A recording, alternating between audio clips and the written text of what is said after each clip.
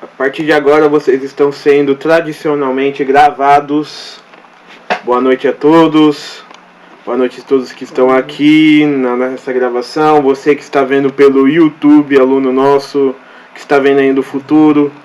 Espero que o futuro esteja bem, né? Porque aqui está muito legal. Tema de hoje, vamos falar sobre os 5 mandamentos da igreja, né? Os 5 mandamentos da igreja. E a igreja, ela é muito sábia, né? As primeiras palavras que eu dirijo no dia de hoje para vocês é que a igreja, ela não joga uma coisa para ser somente um fardo nas nossas costas, né? E a igreja, ela é uma mãe, né? E o que uma mãe gosta de fazer com os seus filhos? Educá-los, né? Nenhuma mãe gosta de um filho mal criado, né? Dá raiva quando você vai sair pros shoppings, nos ônibus, e você vê aquela criança fazendo birra, gritando, e às vezes mostrando a língua pra mãe, ou seja, foi uma criança que a gente chama de mal educada, né? Mas a gente às vezes julga aquela criancinha e fala, meu filho nunca vai fazer isso, né? Agora, se a gente se colocar num panorama maior, do qual a igreja é a nossa mãe. Na aula sobre a igreja a gente viu que ela é esposa de Cristo, né? Então ela é a nossa mãe, né? E nós somos os filhos, e a gente tem que ver que tipo de filho que nós somos perante a igreja. Nós somos o filho obediente, ou a gente é, perante a igreja, aquele filho birrento que fica mostrando a língua para a mãe, né? Faça essa reflexão. Que filho? Não precisa responder para mim, não. Mas que filho você é perante a igreja? Você é obediente às leis da igreja? Você é obediente à vontade de Deus, que é manifestada através da igreja, dos seus padres, dos seus bispos, do Papa? Ou você é aquele cristão linguarudo que fica mostrando a língua para a mãe, né? Tipo, eu não concordo com isso, eu não concordo com aquilo, e que não entende que a vontade da sua mãe é te educar. Para quê? Para que você vá para o céu. A gente tem que entender que a igreja, além de ser a esposa de Cristo, a igreja é um poder educacional. Que isso representa? A igreja, ela tem as chaves, né, do reino de Deus, né? É aquilo que diz no Evangelho de Mateus 18:18, te dareis a chave do reino dos céus. Então tudo que ligares na terra será ligado na terra, vai ser ligado no céu. E tudo que desligares na terra será desligado no céu. E o que significa? Que a igreja ensina as coisas de Deus, ela tem as chaves. Ou seja, ela tem as chaves de interpretar aquilo que Deus revelou através das Sagradas Escrituras, através da tradição dos apóstolos, e isso se dá pelo magistério da igreja. E a igreja, ela determina 5 coisas que a gente tem que fazer para não ser um católico incompetente. A aula de hoje é o mínimo. É o mínimo que você precisa saber para não ser um católico ruim. É o arroz com feijão. É tipo... Um católico morno. Exatamente, é o arroz com feijão. Isso aí é o mínimo. Ou seja, isso aqui é o ponto de partida. Se você estiver fazendo isso, você está fazendo mais que a sua obrigação. Agora, se você faz isso com amor, se você faz isso porque você ama a Deus, aí você vai crescer na santidade e na virtude. Agora são 5 mandamentos da igreja. Então vamos começar a nossa leitura, né?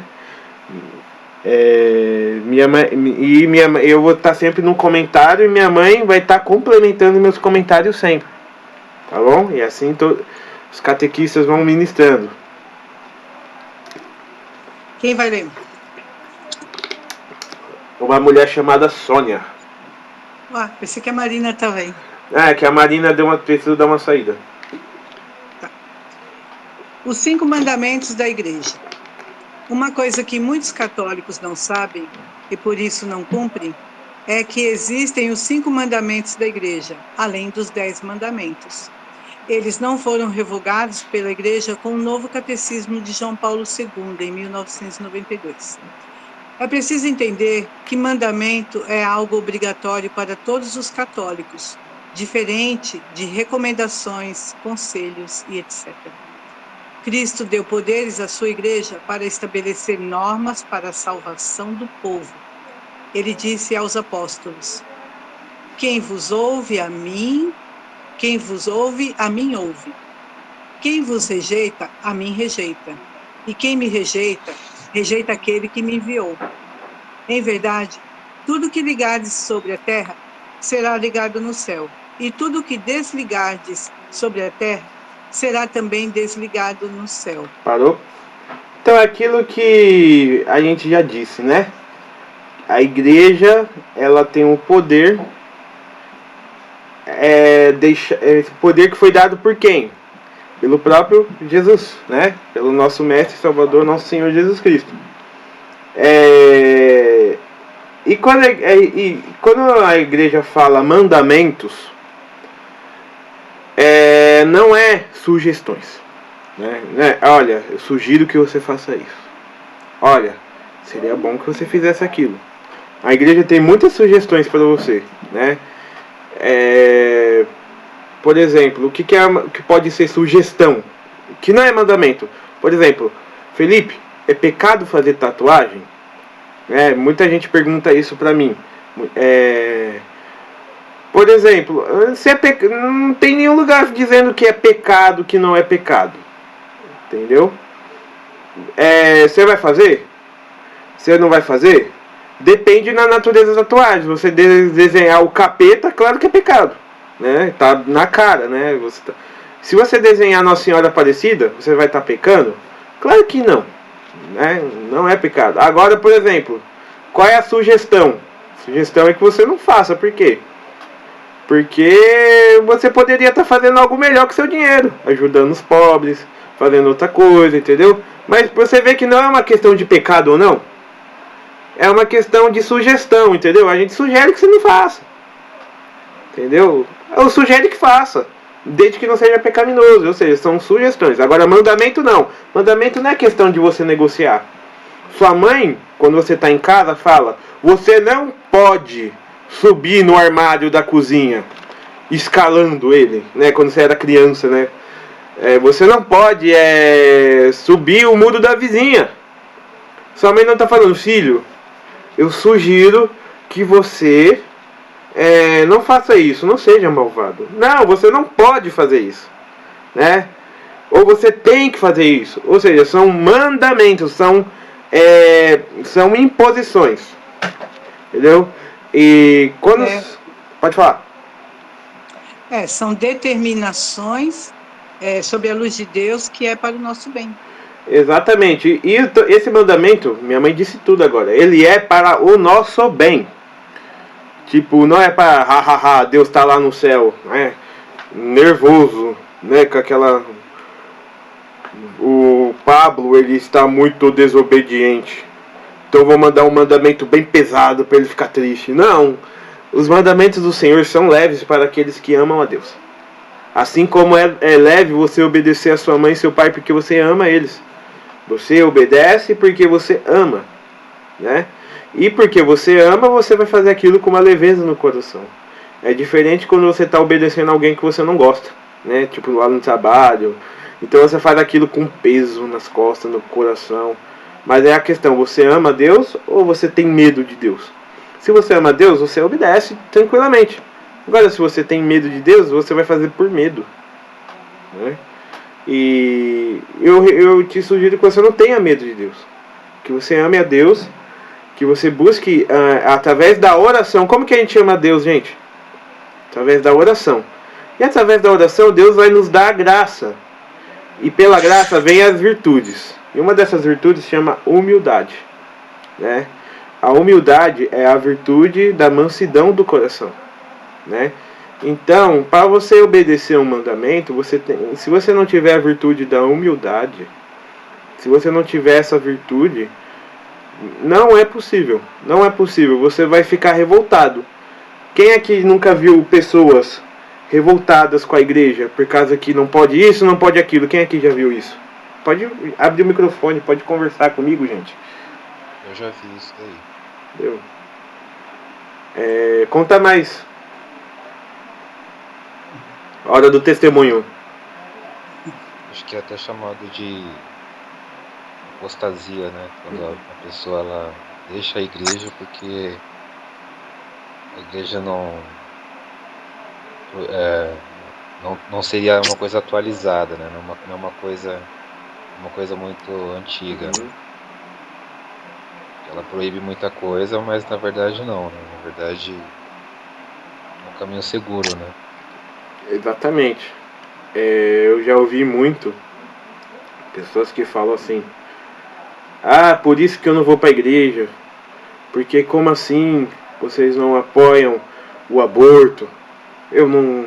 Essa igreja medieval, sei lá o que, eu não vou para a igreja, mas como assim vocês não apoiam o amor verdadeiro de dois homens ou de duas mulheres, o amor livre? Como assim? Vocês são isso, vocês são aquilo. Você vê que são pessoas que não estão olhando a igreja como mãe. São pessoas que não estão olhando Deus como pai. Mas como que a igreja e Deus tivesse o dever de se adaptar às suas paixões, à sua vida, e esquecer tudo aquilo que Jesus ensinou. Temos que entender o seguinte: por que eu estou falando isso antes de entrar nos mandamentos? É importante e a gente tem tempo. É importante.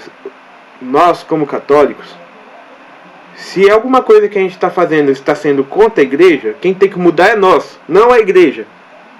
Vamos se colocar no nosso lugar. A igreja tem 2000 anos. Quem fundou a igreja? Nosso Senhor Jesus Cristo, né? Quem faz parte do clã, né? Quem são as pessoas que confirmam tudo isso? São Pedro, São Paulo, né? Os apóstolos, né? Os doutores da igreja, Santo Tomás de Aquino, Santo Agostinho,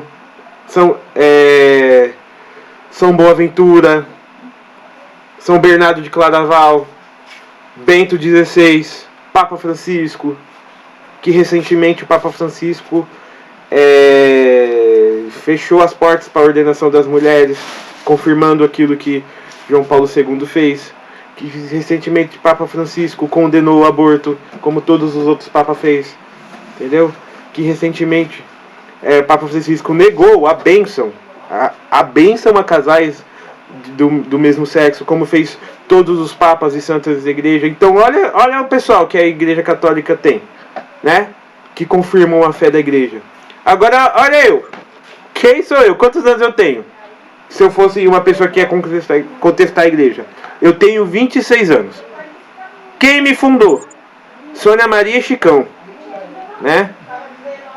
Por eles, humanamente falando, quem são eles? Pessoas de carne e osso. São Deus, que nem Jesus? Não, né? E quem faz parte do clã, assim, do meu pensamento?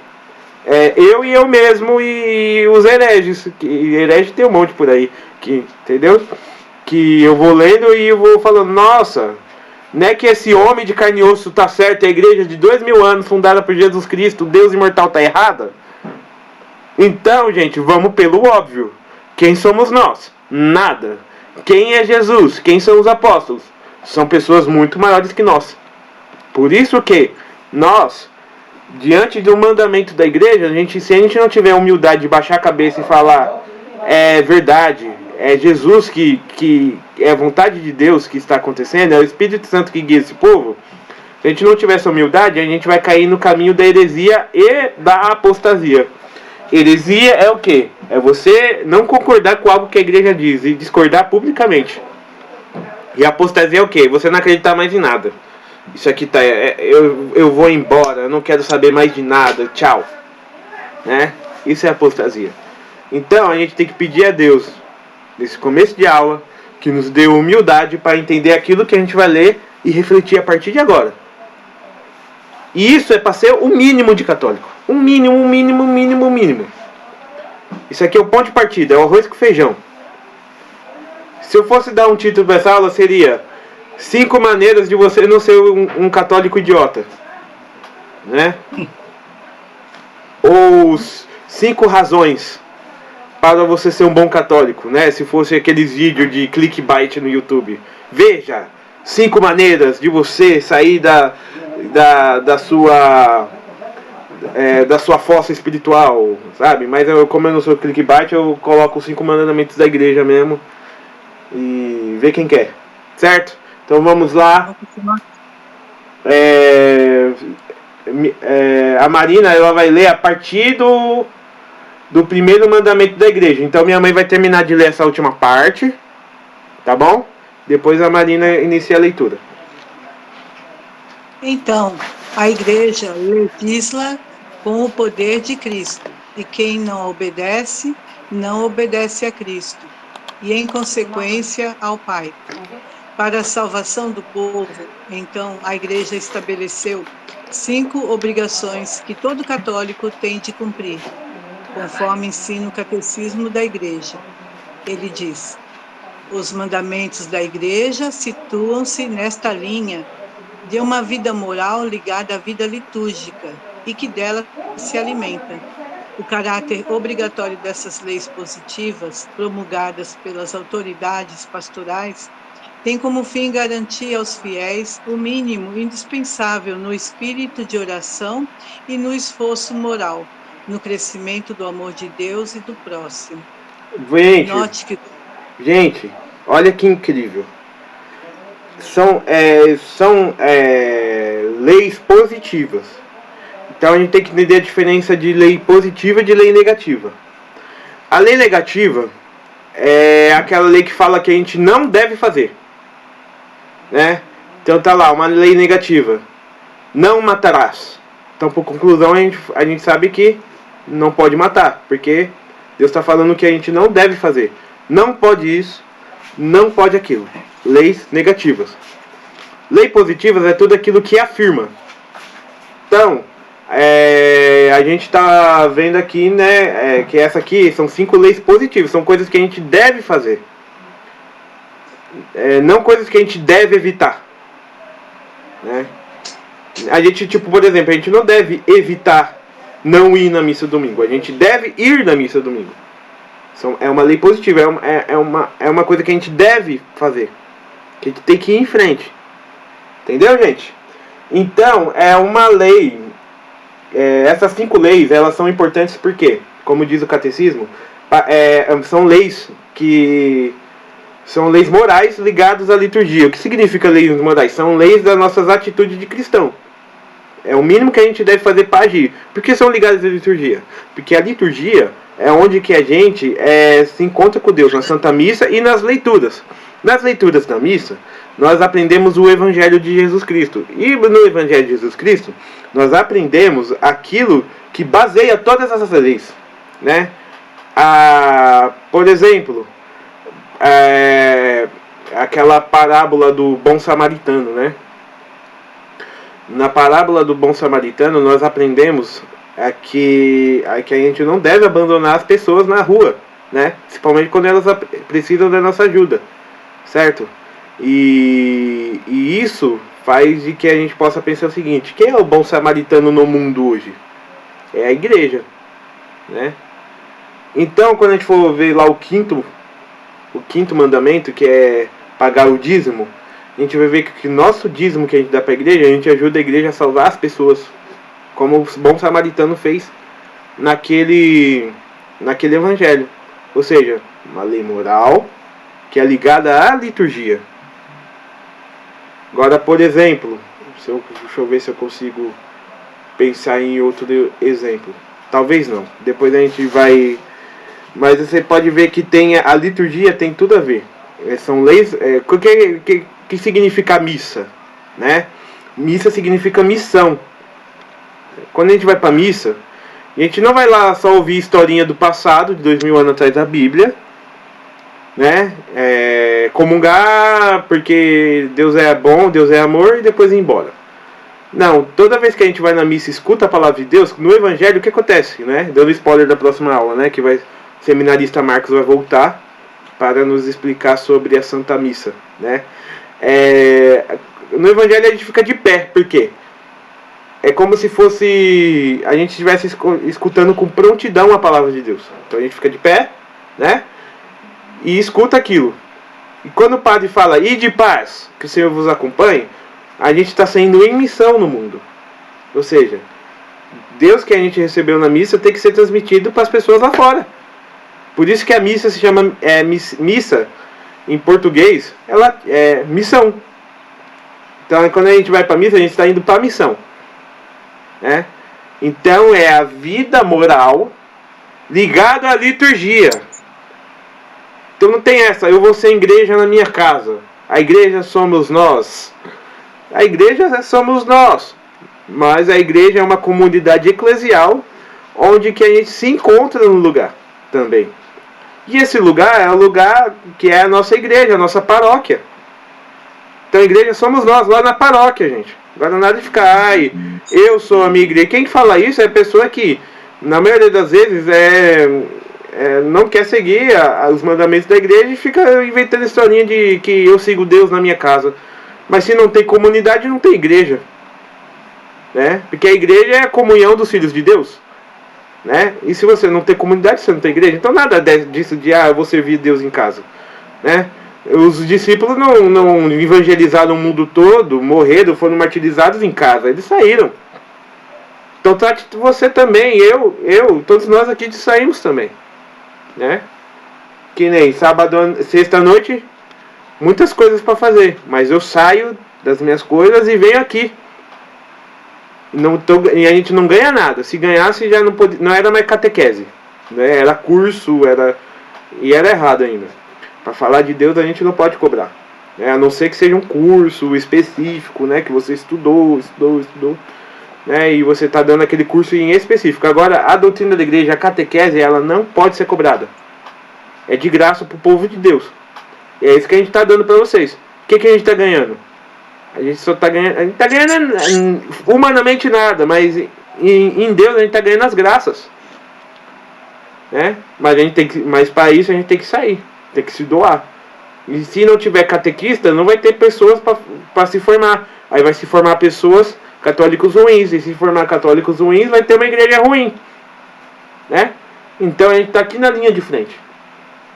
É importante, porque a moral está ligada à liturgia.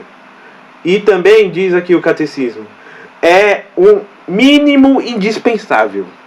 Mínimo indispensável. Então, vamos continuar a leitura, mãe. Note que o catecismo diz que isto é o mínimo indispensável para o crescimento na vida espiritual. Podemos e devemos fazer muito mais, pois isto é apenas o mínimo obrigado pela Igreja. Ela sabe que, como mãe, tem filhos de todos os tipos e condições. Portanto, fixa sabiamente apenas o mínimo necessário, deixando que cada um, conforme a sua realidade, faça mais. E devemos fazer mais. Então, gente, esses 5 mandamentos da igreja, eles são assim... Desde o católico mendigo até o Bill Gates. Dá para fazer. Não tem desculpa. Não tem desculpa. É para todos. Ninguém aqui vai escapar. Então, todo mundo tá aqui. Felipe está cozinhando galo. Quais são esses raios desses 5 mandamentos? Calma, gente. Chega lá. Primeiro eu falei da humildade. Depois eu falei que isso tem a ver com a Santa Missa, com a igreja. Depois eu falei de amar a Deus, porque se você não ama a Deus, você vai fazer isso com pesar no coração, né? Depois eu falei de apóstata, de herege. Eu falei de tudo isso, não necessariamente dessa ordem que eu falei agora, mas falei.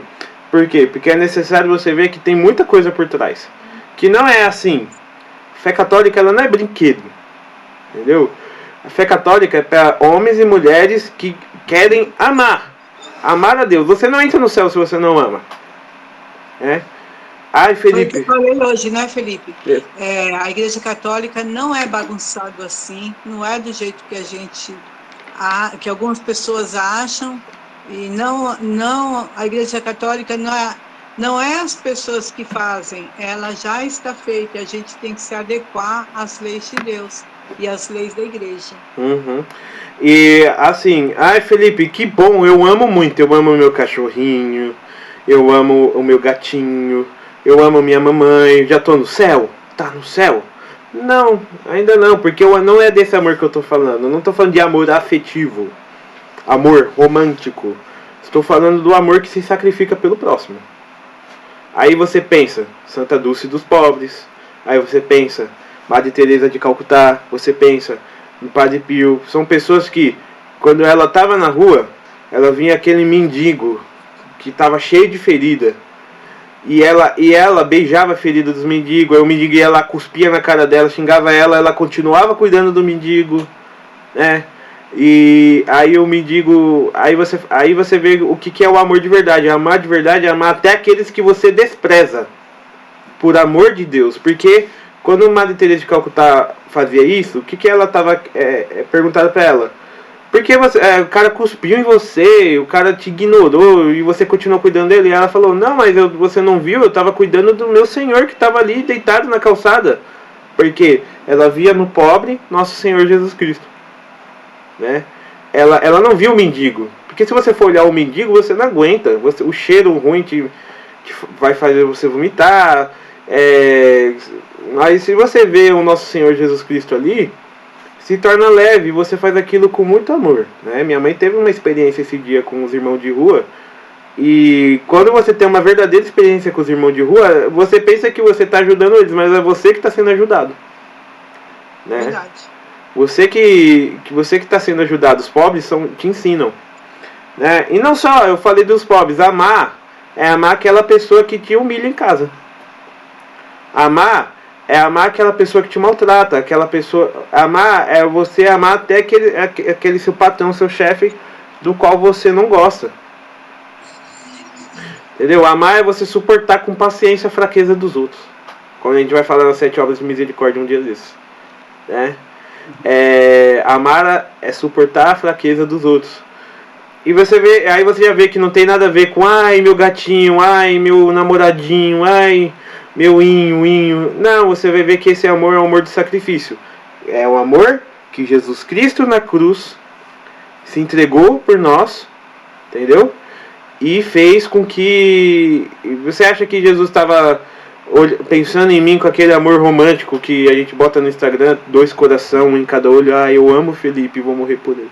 Não, eu amo o Felipe, eu vou me sacrificar por ele. E isso é amor, né?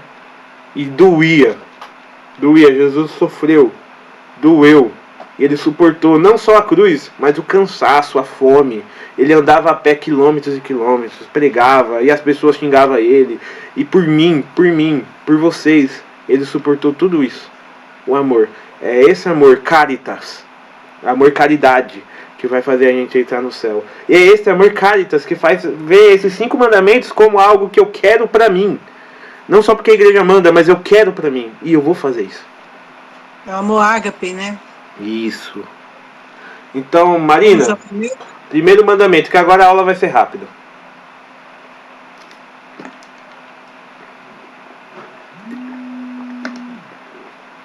Marina.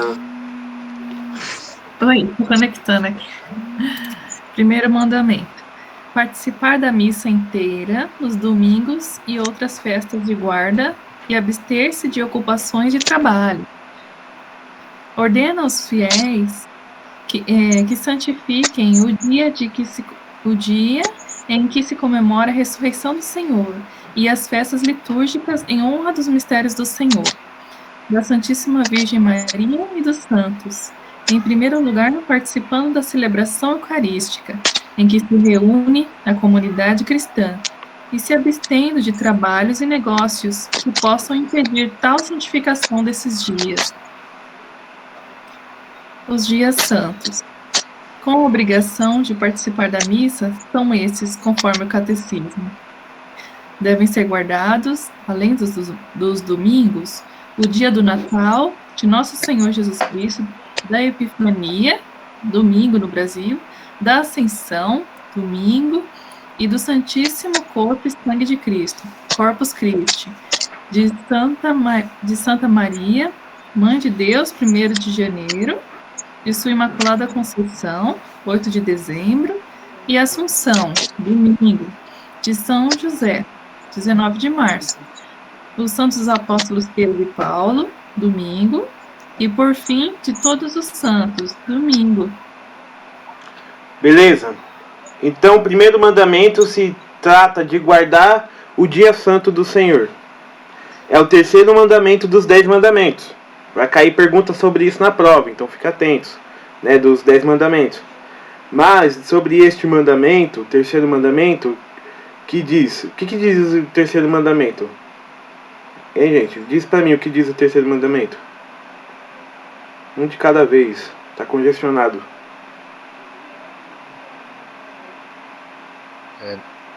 Eu não sei se, pelo menos assim, o da Bíblia, né, do Antigo Testamento lá era o não pronunciar o santo nome em vão. O né? terceiro. Esse é o segundo.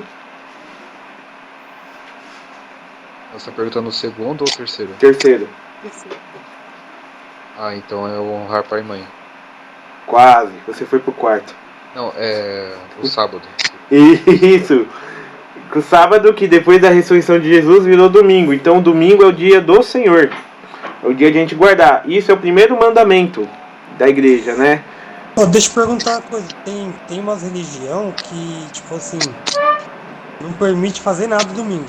Você não pode trabalhar, você não pode lavar louça, você não pode fazer nada.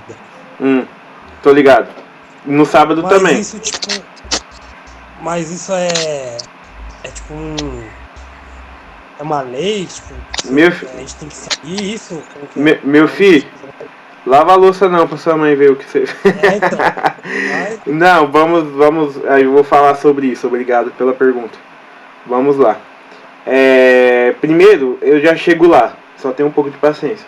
Primeiro é que, assim, como esse aqui é o mínimo, a igreja está dizendo o que pra gente? A gente não vai ir pro céu, nem ser santo, se a gente, ao menos, não ir na missa de domingo, gente. Ao menos.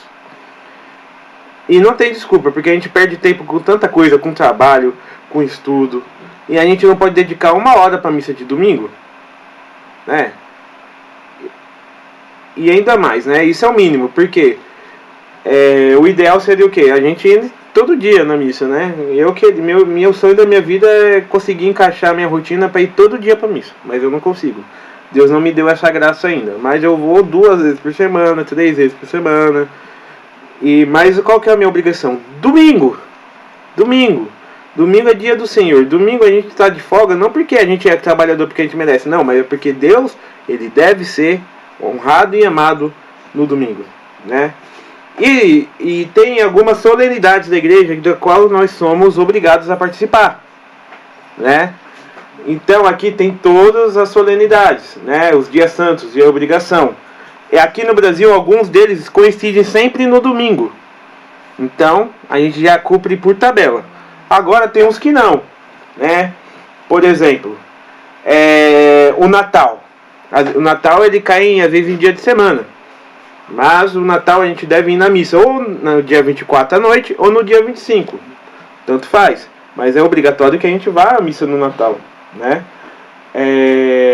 A Epifania, né, que já cai no domingo. Então se você for na missa domingo, você matou de letra. O que é Epifania? É quando Jesus na manjedoura, né? Que Jesus ele se manifesta na manjedoura, né? A ascensão de Jesus, que também cai no domingo, né? Santíssimo Corpo de Cristo, Corpus Christi. No último feriado de Corpus Christi você foi à missa? Era preceito. Mas o prefeito adiantou. Mas se você teve chance de ir na missa, se você não teve chance por causa do trabalho, tudo bem. Mas você teve chance, em algum momento teve uma possibilidade de ir na missa em uma paróquia, ia dar certo, mas você não quis ir por vontade própria, cuidado, pecado, né? Corpus Christi, né? E a lição de casa de hoje, vocês vão pesquisar para mim. Cada um vai pegar uma dessas datas aqui e vai falar um pouco delas. Um vai falar sobre Corpus Christi, outro vai falar sobre Epifania, né? E por que elas são datas obrigatórias na igreja, né? Então a lição de casa de hoje está dada. No final da aula eu retomo no assunto, né? E todas as lições de casa valem nota. Santa Maria, Mãe de Deus, 1º de janeiro. 1º de janeiro não é dia de ficar de ressaca na praia não, gente, né? dia 31 à noite cumpre o preceito do 1º de janeiro, né? Eu vou ensinar uma coisa para vocês. A missa do sábado à noite, depois das 3 da tarde, ela já vale pro domingo, pros preguiçosos de plantão, né? Tipo eu, às vezes. Se você for na missa de noite, sábado à noite, ela já vale pro domingo. Então você, em tese, domingo você pode fazer outras coisas. Mas é bom que você vá na missa todo dia, né? Tipo, isso é o mínimo. E quando você explica o mínimo, quando a gente tem que fazer somente o mínimo e se conforma com o mínimo, a gente se torna medíocre. Ô Felipe, ressaltando essa missa do sábado à noite, é o seguinte: não deve ser de regra a gente fazer isso. É quando você precisa faltar no domingo por alguma coisa, algum motivo mais sério, aí você vai na missa no sábado à noite com essa intenção. Não que eu vou na missa todo sábado à noite para não ir no domingo. Então, Senão aí se torna uma presunção. Então, tipo assim, vou trabalhar domingo. Mas vai trabalhar que horas? De manhã? Então vai na missa de domingo de noite, depois do trabalho, né? Eu vou trabalhar o domingo o dia todo. E fui na missa sábado à noite. Cumpri preceito. Por exemplo, eu tenho um compromisso inadiável domingo, eu vou trabalhar de manhã, esse compromisso vai ser depois da missa. Fui na missa sábado de noite, valeu o preceito. Porque você está respeitando o preceito dominical, você foi sábado à noite. Né? E domingo também é um dia de descanso, né? Para quem não trabalha de domingo, descansa, poxa, fica com a família, vai na missa, depois pega a família, vai no parque, faz o piquenique, não fica aí zanzando, fazendo churrascada com cervejaiada, ficando bêbado por aí, incomodando a vida dos outros, sendo peso, não. Viva o domingo com santidade, vai visitar o doente, vai visitar sua avó, vai visitar sua tia, entendeu? Vai fazer algo bom da vida, entendeu? Respondendo à pergunta do Wellington Felipe, né? No domingo a gente pode fazer as coisas sim. Que nem o Felipe falou, as coisas santas, as coisas boas. Limpar a casa também é santo, mas não vai fazer faxina no domingo, né? Mas também não vai deixar de varrer o chão, né? Não vai deixar de tirar o prato da mesa. Tudo tem um equilíbrio, né? Então, no domingo você pode ir na praia? Você pode ir na praia, porém, primeiro, qual é o preceito? Ir na missa. Quando a gente vai na praia, a gente vai, porque a gente está na casa de praia, a gente procura a comunidade local e participa da missa. Domingo também é dia de macarronada e frango assado. Exatamente. Muito bom. Acho que é. Muito bom, é quase um preceito. É quase um preceito. Então, Felipe, eu complementando o que a minha mãe diz, aqui diz, é pecado você trabalhar domingo os trabalhos que te impedem de guardar o preceito. Entendeu? Claro, mas vamos fazer ressalvas. Eu estou trabalhando por lucro, vamos dizer. Eu quero ganhar dinheiro, e por causa que eu quero ganhar dinheiro, eu não fui para missa. É diferente de quando você é um policial, que você está de plantão, né? Ou quando você é médico, entendeu? Exatamente, você entendeu? Mas aí tem o sábado de noite. Se você vai trabalhar de domingo o dia todo, vai na missa sábado de noite. Agora se você vai trabalhar sábado e domingo o dia todo, poxa vida, que emprego ruim você arrumou, hein? Entendeu? Normalmente até quem é enfermeiro, médico, tem plantão. Se você trabalha no sábado, você não trabalha no domingo. Se você trabalha no domingo, você não trabalha no sábado. Então não tem desculpa. É só se for tipo astronauta, sabe? Tá lá no espaço. Mesmo assim, né? Ainda tem as missas semanais que dá pra ir se não der no sábado e domingo, né? Exatamente. Mas, por exemplo, eu fui na missa de segunda a sexta e faltei no domingo. Você pecou. Entendeu? Porque a missa que você tem obrigação de ir é no domingo. Mas isso se deu para ele ir no domingo e ele não quis. Exatamente. Então, gente, a nossa chamada vai terminar em 5 minutos. Vamos agora... Eu nem vou interromper o vídeo, porque é papum. Né? Pablo, tá preparado aí? Se quiser, eu já posso ir abrindo lá. Isso, a gente vai fechar essa sala. Todo mundo saindo da sala, por favor. E o Pablo vai mandar Isso, agora, nesse instante. O Pablo vai mandar um novo link lá. E a gente... Beleza. Eu vou nem encerrar o vídeo, vai ser um vídeo só. Tchau. A gente tem que sair? Isso. Que a gente vai entrar em outra sala porque o Google tá...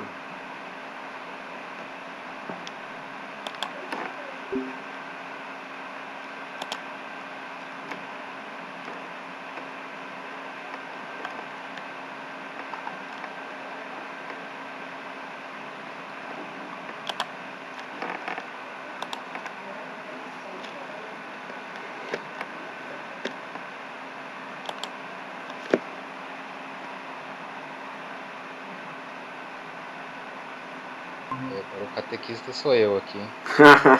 Estamos na atividade, voltando. Perdeu, hein, Playboy? Perdi. Agora estamos sobre vossa tutela. Agora é a revolta dos catecúmenos aqui. Vamos lá.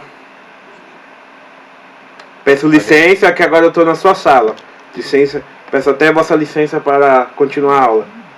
Mas aí você consegue gravar tranquilo. Isso. Alguém levantou a mão? Foi o Wellington Felipe. Você quer perguntar mais alguma coisa? Foi sem querer aqui. Ah, viu? Tá tranquilo. Gente, vocês podem levantar a mão também, é legal. Eu vi aqui uma mãozinha aqui, eu apertei pra ver o que era. Isso, então vamos lá. Tem Deixa eu gente... mandar lá no grupo lá, porque não sei se o pessoal viu, né? Uhum. Mas só complementando aquilo que eu estava falando, então, tipo assim, eu trabalho de domingo, por exemplo, domingo que vem agora eu vou trabalhar, mas eu vou na missa amanhã, sábado à noite, e domingo de noite eu tô na missa também. Entendeu? Agora, se fosse acontecer alguma coisa, algum imprevisto no transporte, pegasse um trânsito, não chegasse na missa, eu ia estar tranquilo porque eu já fui sábado à noite. Inclusive, a missa de sábado à noite, eu toco violão e canto junto com a minha noiva na missa, entendeu? Então, é interessante, porque é uma missa eu estou servindo a Deus e a outra eu estou participando, né?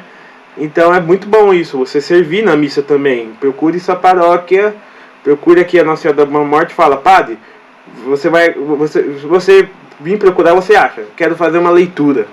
Padre, eu quero ajudar de alguma forma. Padre, eu quero varrer a igreja antes da missa. Padre, eu quero passar lustre no banco. Padre, eu quero participar de alguma coisa. Você vai conseguir. Porque servir a Deus na missa é uma das maiores honras. Quem entende a mística da missa, talvez no final da aula que vem a gente vai ter mais entendimento. Mas quem entende a mística da missa, a gente sabe que não tem coisa mais importante. Eu tocava muito em grupo de jovens, né? Violão. Mas quando eu comecei a tocar na Santa Missa, eu tremia, a mão suava, porque ali é o divino, né? Então, que responsabilidade de você estar diante de Deus. Que responsabilidade, né? Eu tremo. Toda vez que eu vou tocar violão na missa, eu tremo. Porque ali eu não estou tocando no grupo de oração, não estou tocando no grupo de jovens, eu estou tocando na liturgia. Então, eu estou em comunhão com 2000 anos. Ali não é 1 hora de missa, ali é 2000 anos de tradição, e eu tenho que estar em comunhão com aquilo. Então treme, a gente treme. Quando você está lendo na missa, você está lendo ali porque vai tirar foto de você. Você está lendo aquilo que foi lido. Se for o Antigo Testamento, mais de 6.000, 4.000 anos, né? E você está tendo a responsabilidade de falar aquelas palavras sagradas, né? Então quando a gente entende isso, a gente treme. Porque a gente olha pra gente, né? E a gente olha pra responsabilidade e a gente treme. Então a gente entende que tudo é graça de Deus, né? Porque Ele nos sustenta, né? Porque digno a gente não é, não. Quem nos dá dignidade é a graça. Senhor, agora a gente tem que se esforçar para ser digno. É diferente de dizer eu sou digno. Mas a gente tem que correr atrás da graça. Não é aquela coisa que o Lutero fala, né? Que a gente é ruim e tudo graça, a gente é ruim. Não, a gente é ruim, mas a gente tem que se esforçar para melhorar e rezar e pedir a graça. Certo? Ficaram confusos? Fique com a confusão. Vamos lá, gente. Segundo mandamento: confessar-se ao menos uma vez por ano. Marina? Sim. Segundo mandamento: confessar-se ao menos uma vez por ano. assegura a preparação para a Eucaristia pela recepção do sacramento da reconciliação, que continua a obra da conversão e perdão do batismo. É claro que é pouco se confessar uma vez ao ano. Seria bom que cada um se confessasse ao menos uma vez por mês. Fica mais fácil de se lembrar dos pecados e ter a graça para vencer os pecados. Então, ao menos o mínimo do mínimo do mínimo do mínimo do mínimo é a gente se confessar uma vez ao ano. Mas eu pergunto, quem aguenta? Quem aguenta se confessar uma vez ao ano? Você acha que é alguém? Oi? Posso falar uma coisa? Sim. Rapidinho. Esse pra se confessar, tipo, eu nunca me confessei. Só tinha uma dúvida. Boa. Você tem que confessar os seus pecados que você cometeu durante o ano da sua vida inteira. Como assim? Você viu a nossa aula sobre exame de consciência? Não.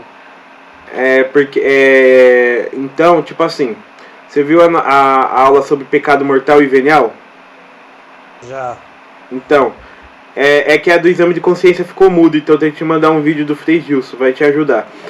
Você tem que confessar, você nunca confessou? Nunca. Legal, você vai contar a sua vida toda. Seus pecados, todos os pecados que você se lembra. Os mortais. Tudo? Os mortais. Tá certo. Porque se você for contar os pecados veniais também, avestruz, você vai ficar 3 horas na confissão.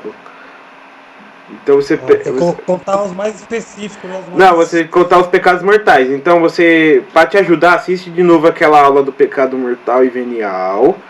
E eu vou te mandar o exame de consciência do Frei Gilson. Conhece o Frei Gilson? Não. Você vai conhecer. Muito bom. Aí quando você for se confessar, você vai tirar 10. Entendeu? Mas aí você vai... a confissão que você vai contar agora é o seguinte. Aqui já fica para vocês que tem dúvida, quem tiver dúvida. Quem está muito tempo sem se confessar, muito tempo mesmo, assim, ou nunca se confessou, confessa-se apenas os pecados mortais. Os mais pesados. Os mais pesados. Eu não vou especificar. Agora, por exemplo, Felipe, eu não tenho pecado mortal para me confessar. Confessa-se os veniais. Felipe, eu não tenho nem pecado venial, já estou na 7ª morada. Confessa-se as suas imperfeições. Ou seja, eu sou impaciente, eu sou isso. Isso não é pecado ser impaciente, né? Que nem confissão de Santa Teresinha. Padre, eu desejei o maior pedaço do bolo. Uma pessoa santa. Ela já não tem nem me pecado para confessar. Então ela confessa que ela desejou o maior pedaço do bolo. Nem pegou, ela desejou. Ou seja, porque a gente tem que entender uma coisa sobre a confissão. A confissão, ela perdoa os nossos pecados. Mas ela também, ela nos dá a graça para que a gente não cometa mais os pecados que a gente confessou. Por isso que, quando a gente vai se confessar, a gente tem que fazer com frequência. Porque com frequência a gente peca. Quem se confessa menos uma vez por ano e não comete nenhum pecado mortal nesse tempo, é uma pessoa que, poxa vida, é possível? É possível. E tem que dar parabéns para uma pessoa dessa. Eu não conheço, eu não consigo. Acho que pelo menos em pensamento ela peca. E agora, por exemplo, eu estou... meu ritmo é uma vez por mês ou 2 vezes por mês. De tão sem vergonha na cara que eu sou. O que eu faço? Para mim não cometer um pecado mortal, que é aquele pecado que quebra a união com Deus, o que eu faço? Eu me confesso sempre. Porque a confissão, além de perdoar os nossos pecados, nos dá a graça de não cometê-los. A gente ganha na confissão algo chamado graça santificante. E como a gente disse nas aulas sobre o pecado venial e mortal, o que o pecado venial faz com a gente? A gente talvez não está em pecado mortal. Em tese, a gente não precisa se confessar. Mas a gente está com tanto pecado venial que a gente não pede perdão, Que o que o pecado venial faz com a gente? A gente está em comunhão com Deus. O pecado venial faz a gente ficar em comunhão com as coisas do mundo, com a carne. Então você vai ficando cada vez mais carnal. Você vai ficando cada vez mais interessado pelas coisas do mundo, não pelas coisas de Deus. Você vai cada vez mais friando a oração. E o que acontece com o tempo? Você comete um pecado mortal. Então, o pecado venial você precisa levar para a confissão? Não. Porque você pode, fazendo uma penitência, no ato penitencial, a própria Santa Missa, com comunhão eucarística, perdoa seus pecados veniais. Você entendeu, gente? Só que, né, aí você não vai na missa direto. Você não vai na missa com frequência. Você reza pouco. Aí você vai acumulando os pecados veniais, daqui a pouco você está tão na carne que você não resiste à tentação do pecado mortal quando chega. Então por isso que o confessionário já tem um puxadinho meu lá, entendeu? Eu tô lá direto, falando, padre, quero me confessar. Tem dia que o padre quer correr de mim, entendeu? E quando ele escuta, não, deve ser coisa grave. Não, é só pecado venial. Eu briguei com a minha mãe. Eu tive raiva de uma pessoa. Isso não são pecados mortais que te levam para o inferno. Mas se você deixar isso acumular, daqui a pouco a raiva se transforma em ódio. A desobediência à sua mãe se transforma em desonra à mãe, que é um pecado mortal, entendeu? Que você cospe na cara da sua mãe, entendeu? O pensamento tentador se torna uma masturbação, uma pornografia, né? Então a gente tem que vigiar. Então por isso que a confissão tem que ser frequente, uma vez ao mês, no mínimo, gente. No mínimo. Meu Felipe, deixa eu fazer uma colocação. Então, quanto mais ele se confessar, eu me confessar, eu vou ter mais força para vencer o pecado, como você falou. Por exemplo, eu tenho o vício de roubar, né? Mas se eu não confesso isso e não me arrepender e não pedir forças para Deus, né, e o perdão desse pecado, aí frequentemente eu vou voltar a roubar. Mas desde o momento que eu confessar esse pecado, eu vou ter forças para resistir à tentação. Na hora que eu tiver a oportunidade de roubar, a minha consciência vai dizer, né? Não pega, porque você vai ter que confessar isso de novo. Não pega, que você vai estar ofendendo a Deus. Então, nesse momento, você é acordado pela luz do Espírito Santo e ele vai te dar a força para você não roubar de novo. É assim que funciona, mais ou menos. E vale a pena lembrar. Eu já falei isso numa aula, eu vou falar hoje de novo. Para uma confissão ser válida, você tem que ter arrependimento. Arrependimento, às vezes, não é você ficar chorando lá, se esgoelando, não. É um ato de vontade de você detestar o seu pecado. Você sente dor.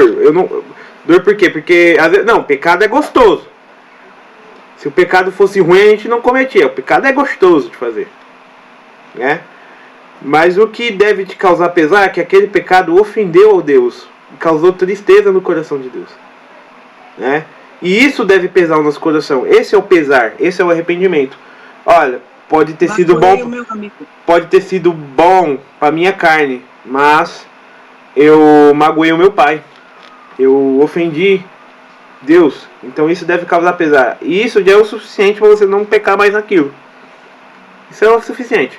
Isso aí é a contrição, né? Aí tem algo que se chama atrição. O que é atrição? É um arrependimento menos perfeito, que se baseia em que, meu Deus, eu vou pro inferno, né?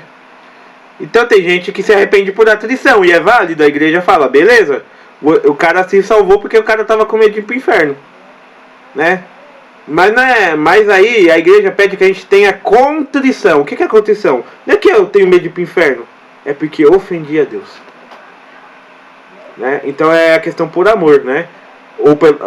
A atrição é pela dor. Ai meu Deus, eu vou sofrer no inferno, então ai meu Deus, me perdoe. Aí tem um amor. Meu Deus, eu vos ofendi de todo o meu coração. Porque que cara de pau que eu fui, eu não te amei, não te honrei, eu não mereço nada, né? O nosso pensamento é esse. Tem que ser assim. Isso. Eu não deveria ter feito isso nunca. Eu não passo de um verme, mas eu peço o seu perdão. Então, o arrependimento é o primeiro passo para uma confissão bem feita e válida. Outro passo que é indispensável para a confissão: você contar todos os seus pecados mortais, que você se lembra. Você fez o exame de consciência diligente, lembrou, confessou. Aí depois que você recebeu a absolvição, você lembrou de um pecado e você esqueceu, fique tranquilo. A confissão valeu e aquele pecado foi perdoado. Só que na próxima confissão, você confesse ele para você ganhar a graça para você derrotar aquele pecado que você não confessou. Entendeu? Mas está perdoado. E a terceira condição é você ter o propósito de não pecar mais, né? Porque tem muito espertinho que vai se confessar e falar: vou pecar aqui, mas depois eu me confesso, né? Se você vai nesse propósito, sua confissão nem vai valer. Tipo, eu vou pecar, mas depois eu me confesso. Tipo, na malandragem. Não. Você tem que ir na confissão com a dor de você e com o propósito de você nunca mais cometer aquele pecado. Nunca mais. Entendeu? Aí se você tá lutando, depois você caiu, aí tudo bem. Você é fraco. Mas a questão, né, é quando a pessoa já vai na safadeza. Já vai na malandragem. Tipo, eu vou pecar aqui agora e depois eu me confesso e tá como se fosse enganar a Deus. E Deus vê seu coração. Por isso que a sua confissão não valeu de porcaria nenhuma. E que você continua em pecado se você fazer isso. Próximo.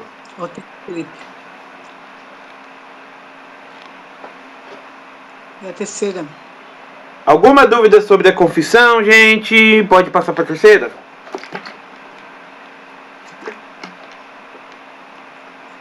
Pode passar. Terceiro mandamento: receber os sacramentos da Eucaristia, ao menos pela Páscoa e da Ressurreição.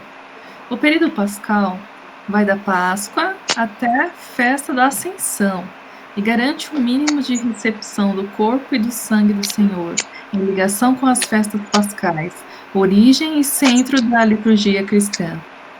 Também é muito pouco comungar ao menos uma vez no ano. A Igreja recomenda, não obriga, a comunhão diária. Então, qual que é o mandamento da Igreja? Comungar ao menos uma vez por ano. Qual é a sugestão da Igreja? Comungue todo dia, se você puder. Certo? Só que eu não consigo imaginar um católico praticante que comunga uma vez só no ano. Não dá. Eu não consigo. Eu fico com saudade durante a semana, entendeu? De comungar. Ô Felipe, vou abrir aqui um parênteses. Tem pessoas que elas fazem uma comunhão diferente. Elas pensam que não são dignas de receber o corpo de Cristo todas as vezes. Então eles fazem assim: só recebe o corpo de Cristo quando confessa, e só aquela vez. E das outras vezes eles vão à missa, mas não recebe, porque acha que é indigno receber o corpo de Cristo, mesmo estando em todas as condições de poder receber a Eucaristia. Tem pessoas que têm esse critério que eu acho errado, né? E só comungam quando se confessam. Enfim. Então é bom a gente explicar isso para os nossos crismandos, para eles não tomarem atitudes parecidas, né? Então, se fosse assim, eu ia querer me confessar todo dia. Porque eu não... Para você receber a comunhão, gente, vamos entrar no mérito do que a minha mãe falou. É preciso você estar em estado de graça. Imagina que eu estou escrevendo em negrito, caps lock, 3 pontos de interrogação. Estado de graça. Vocês sabem o que é estado de graça, né, gente? Existe o estado de pecado mortal e o estado de graça. O estado de graça é quando você não tem consciência de pecado mortal algum. Então, mesmo você cheio de pecado venial, você pode comungar. E a comunhão, isso é a visão errada que as pessoas têm. A Eucaristia não só os perfeitos podem comungar. Não, você que está cheio de falha, imperfeição e pecado venial, claro, Você pode e deve comungar, senão você não vai sair dessa vida de pecado venial. Você não vai crescer nas moradas. Santo Afonso de Ligório, ele falava, o padre tem que... É bem nessa época mesmo, Santo Afonso de Ligório falava, o padre ele tem que instigar o seu povo a comungar. Senão o povo não vai sair do seu... Não vai sair do seu buraco espiritual, entendeu? Quem não comunga a Deus... E olha, gente, Santo Afonso é de uma época que você comungava só no domingo. Só no domingo. Às vezes uma vez ao mês você podia comungar, né? A gente vive na época que a gente pode comungar todo dia e a gente não dá valor a isso. Não damos valor a isso. A igreja abriu. Antes, a Santa Teresa d'Ávila, ela tinha que pedir permissão para comungar todos os domingos, né?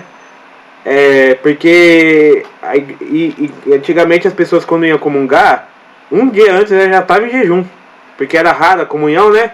Então um dia antes ela já estava em jejum, já se confessava, né? Mas a igreja ela abriu para todos os dias. Se você não tem consciência de pecado mortal, você pode comungar, você deve comungar, entendeu? Porque senão você não sobrevive, você não suporta. Felipe? Pode falar. Vamos supor que eu fui batizado, mas ainda não tenho a primeira comunhão. Aí eu tô lá na semana da Páscoa, né? Eu posso comungar ou eu teria que primeiro esperar a primeira comunhão para comungar? Tem que fazer a preparação. Porque a igreja exige que todo aquele que comunga tem que distinguir que aquele pão não é pão normal. É o corpo de nosso Senhor Jesus Cristo. Tem que entender o mistério da transubstanciação. Se não entende o mistério... Mesmo você sabendo que é o que o Felipe está falando, que é o corpo de Cristo, mas você primeiro tem que passar pelo primeiro sacramento, porque é diferente, né? Primeiro você tem que fazer a primeira comunhão, aí depois, em seguida, você faz as comunhões, como segue a igreja, né? Exatamente, a igreja vai te ensinar, o que é a catequese? A igreja está te ensinando a sua fé, a doutrina e principalmente que aquilo que você vai receber não é apenas um pãozinho da ceia, da fraternidade, não. É o próprio corpo e sangue de nosso Senhor Jesus Cristo. Entendendo isso, a igreja autoriza a primeira comunhão, que é o resto da sua vida, né? Tanto que tinha santos que comungavam com 6, 7 anos de idade, que a igreja autorizava. Por quê? Porque desde pequeno eles sabiam que aquilo ali é do corpo de nosso Senhor Jesus Cristo. Isso é o mínimo, né? Isso é o mínimo. Mas vamos dizer que a igreja tivesse o mandamento para você comungar. Saber que não é o corpo, que aquele pão é o corpo de nosso Senhor Jesus Cristo. Agora a igreja sugere que ensine o resto, né? Que ensine a catequese, que ensine a doutrina, e a gente segue disciplinarmente aquilo que a igreja pede, entendeu? Então a gente não ensina só a transubstanciação, como ensina toda o básico da fé, para que você persevere na fé, né? Tire bons frutos da comunhão. Se isso já aconteceu com você, eu digo que não foi pecado porque você não tinha consciência do pecado, né? Mas quando você tem a consciência, é bom se preparar para receber a primeira comunhão. Tem pessoas que às vezes fazem isso porque não tem o entendimento, né? Então o pecado não é tão isso, grande e assim. porque a catequese muitas vezes falha demais. E os padres às vezes falham demais, os bispos falham demais, e a gente tem que... E aí depois vem o crisma de adultos para colher os prejuízos e colocar de novo no caminho, né? Amém, gente? Amém. Por isso rezem pelos catequistas, para que os catequistas transmitam a fé da igreja. A fé da igreja, não o que eles acham. Amém? Amém. Então, a obrigação é comungar ao menos uma vez pela Páscoa. A Páscoa vai da dia da Páscoa, vigília pascal, até a Ascensão do Senhor. São 40 dias. O período pascal, depois da Pentecostes, né? O período pascal são 40 dias. Nesse período de 40 dias você é obrigado a comungar, né? Então, relembrando assim, ô Felipe, ressaltando que tem cidades pequenas, vilarejos, Sim, onde sim. não tem sacerdote, né? Que eles não têm condições de Isso. receber a Eucaristia todo domingo. Aí sim, Isso. esse preceito vale, essa lei vale Isso. com muito. Se lembra que eu graça. falei, gente, que isso aí vai do mendigo ao bilionário? É porque a igreja não vai exigir menos que isso, nem mais que isso. Sabe por quê? Porque cada local da igreja que o mundo está, às vezes tem lugar que vai ver padre uma vez ao ano. Então, uma vez ao ano, dá para cumprir o preceito, o mínimo. E tem pessoas que para eles o mínimo é o máximo que eles vão ter. Então, isso aqui que a igreja também também uma responsabilidade da igreja. A igreja fala: aqui a gente dá conta, é o que a gente vai conseguir dar conta. Né? Então, é uma via de mão dupla. A responsabilidade da igreja de oferecer missa pelo menos uma vez no ano em um lugar que não tem padre, tipo lá nos Ribeirão, lá das Amazônias, lá. E mais a gente que está aqui na cidade de São Paulo, que tem missa. Você andou na esquina, você pode esbarrar numa missa. Cuidado, né? Porque aqui tem missa em tudo que é lugar. Então, pra gente não tá entendendo que pra gente, quanto mais a gente tem igreja à disposição, mais comprometida a gente está. A gente está hiper, mega comprometido aqui em São Paulo. E isso é muito bom. Porque aqui tem muita graça aqui.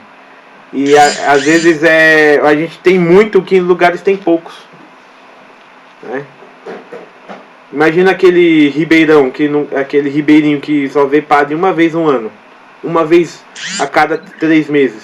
Que tem sede de Deus. E aqui a gente tem uma overdose de sacramentos e a gente não valoriza. Né? Lembrando que na Diocese de São Miguel está faltando 7 padres, 7 paróquias estão sem padres. 3 delas foi porque 3 padres morreram de Covid.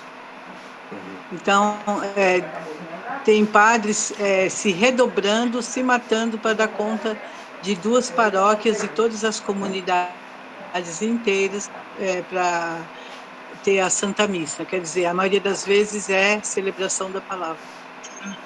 4º mandamento.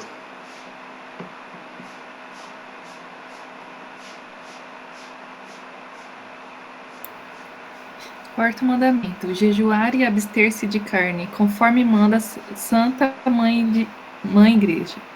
No Brasil é na quarta-feira de cinzas e na sexta-feira santa. Esse jejum consiste de um leve café da manhã, um almoço leve e um lanche leve à tarde, sem mais nada no meio do dia, nem o cafezinho. Quem desejar pode fazer um jejum mais rigoroso. O obrigatório é o mínimo. Os que já têm mais de 60 anos estão dispensados da obrigatoriedade, mas podem fazer se desejarem. Diz o catecismo que o jejum determina os tempos de acesso e penitência que nos preparam para as festas litúrgicas, contribuem para nos fazer adquirir o domínio sobre nossos instintos e a liberdade de coração. Amém. Olha, gente, aqui tem 2 dias no ano, que é a quarta-feira de cinzas e a sexta-feira da paixão, que nós somos obrigados a fazer jejum. Né? Muitos nisso, eu, por exemplo, nesse aspecto, eu estou no mínimo. Porque eu não me lembro de me propor a fazer um jejum durante o ano. Né? Então você vê que tem áreas que a gente é forte, comungo todo dia, me confesso todo dia. Agora jejum todo dia, aí eu tô no mínimo, né? Tem que melhorar. Eu tenho que melhorar. Né? Mas a igreja diz que na sexta-feira da paixão, na quarta-feira de cinzas, a gente deve fazer jejum. E o jejum, gente, ele ajuda a gente a dominar o nosso corpo. Por exemplo, quem é guloso come muito. Quando faz jejum, ele está fazendo ele está dominando os instintos do seu corpo. Porque quando você sente fome e você não come, você está fazendo um ato da sua alma, que a sua alma governa seu corpo. Agora quando a gente come demais, ou faz sexo desregrado por aí é nosso corpo que controla a nossa alma. Então a gente fica suscetível às paixões. Então, o jejum ele ajuda a gente a controlar os nossos instintos, né? E ele nos ajuda, por exemplo, a valorizar e viver melhor as festas litúrgicas. O que é a quaresma? São 40 dias de penitência e também pode ser de jejum também, do qual a gente sofre com Jesus durante a quaresma e na ressurreição a gente se abstém do jejum, né? E a gente come sem gula, né? A gente come e comemora a ressurreição de nosso Senhor Jesus Cristo com muito mais alegria. Você fica... qual é a maior felicidade, né? Você almoçar normalmente ou você comer aquele prato de comida depois de ficar com muita fome? É claro que aquele arroz, feijão e ovo que você come depois que você ficou quase um dia todo sem comer é muito mais gostoso do que aquele Outback que você come, mas que você come sem fome, né? Então o jejum também ajuda a gente a ter temperança, né? A comer aquilo que é necessário, né? Então que todos nós possamos jejuar e aprender a ser temperantes. Quinto mandamento. Quinto mandamento: ajudar a igreja em suas necessidades. Recorda aos fiéis que devem ir ao encontro das necessidades materiais da igreja, cada um conforme as próprias possibilidades. Não é obrigado que o dízimo seja de 10% do salário, nem o catecismo e nem o Código de Direito Canônico obriga isso, mas é bom e bonito. O importante é, como disse São Paulo, dar com alegria, pois Deus ama aquele que dá com alegria. Esta ajuda às necessidades da igreja pode ser dada uma parte na paróquia e em outras obras da igreja. Nota: conforme preceitua o Código de Direito Canônico, as conferências episcopais de cada país podem estabelecer outros preceitos eclesiásticos para o seu território. Demos graças a Deus pela Santa Mãe Igreja que nos guia. O Papa Paulo VI disse que quem não ama a Igreja não ama Jesus Cristo. Professor Felipe Aquino. Você vê, hoje foi o Felipe Aquino, né? Não Abreu, né? Esse texto é dele, né? É muito melhor o Felipe Aquino do que eu, né, gente? Pelo amor de Deus, né? Felipe Aquino é outro nível.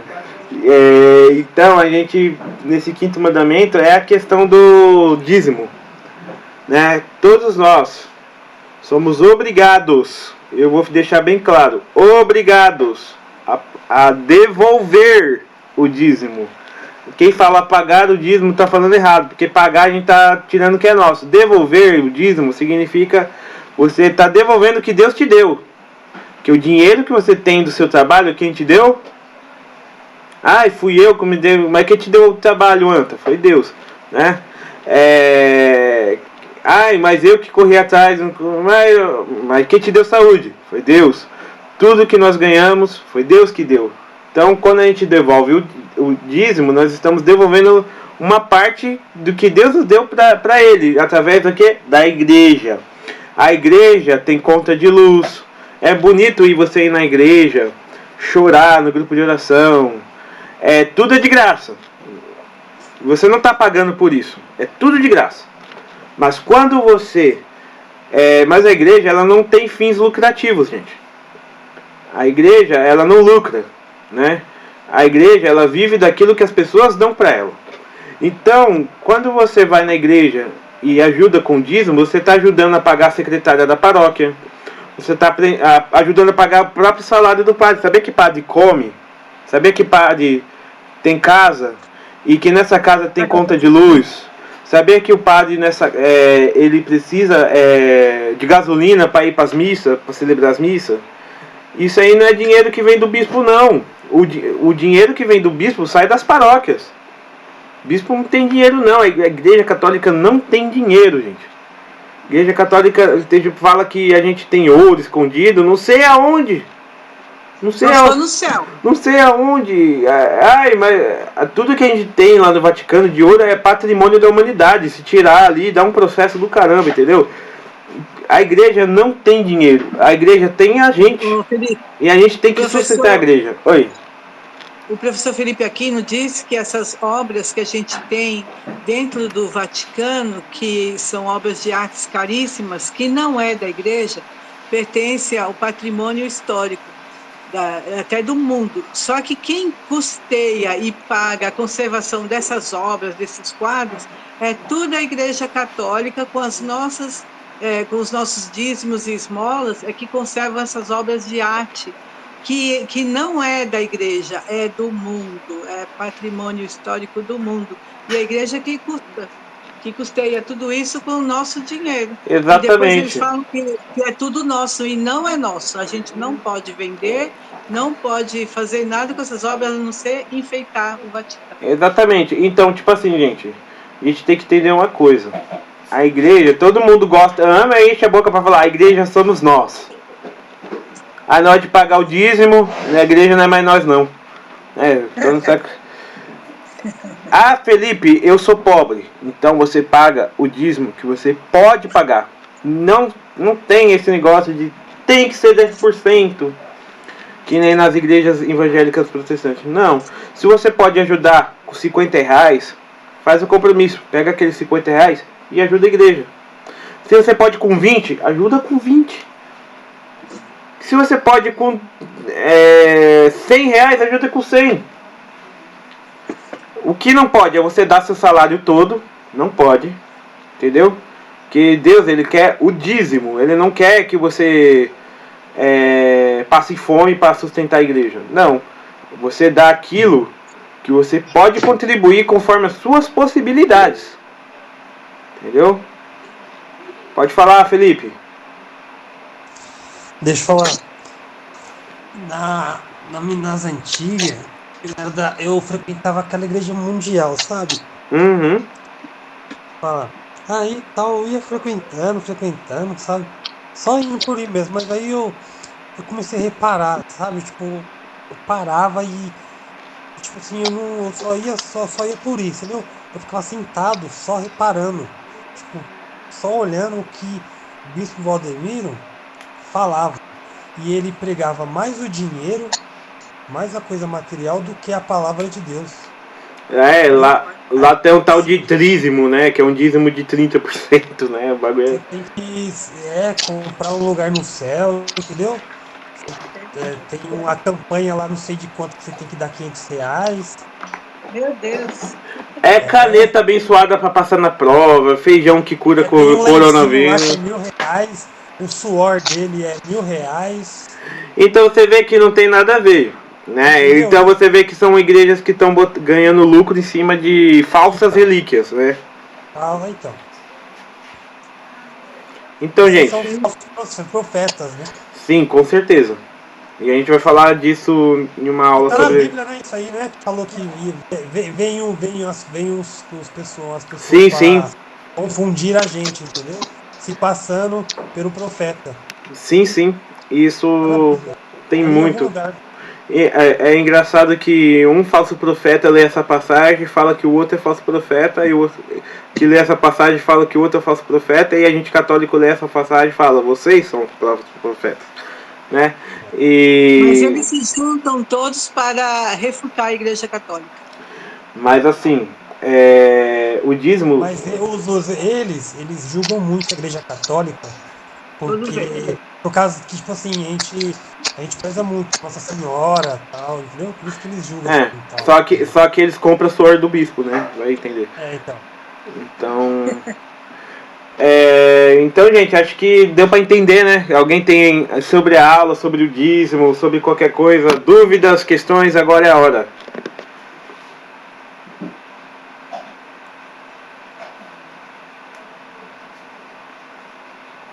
Começando, eu vou começar a fazer, vou chamar, hein?